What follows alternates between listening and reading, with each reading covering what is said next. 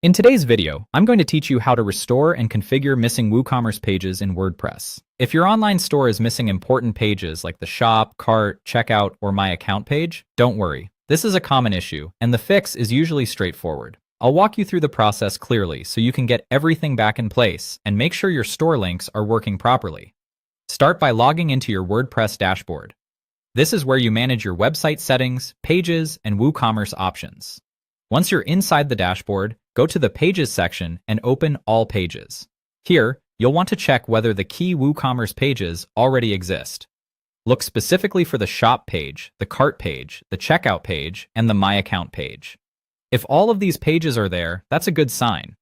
If one or more of them are missing, the next step is to use WooCommerce's built-in tools to recreate them.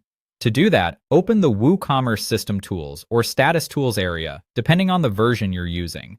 WooCommerce includes a tool designed to generate the default store pages automatically, which can save you from having to build them manually. Run the tool that creates the default WooCommerce pages. Once it finishes, go back to Pages and then All Pages again to confirm that the missing pages were successfully created. Take a moment here to make sure each page is now listed, because creating the pages is only part of the setup.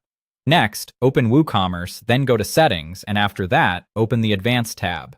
In this section, you'll assign the correct pages for key customer actions. Make sure the Cart page is assigned to Cart, the Checkout page is assigned to Checkout, and the My Account page is assigned to My Account. This step is important because even if the pages exist, WooCommerce still needs to know which page should be used for each function.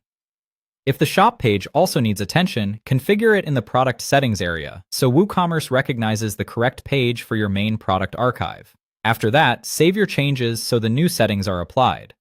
Finally, test the Cart and Checkout links on your site. This helps confirm that customers can move through the buying process without hitting broken pages or incorrect redirects. If the links open the correct pages and everything loads as expected, then your WooCommerce page setup is complete.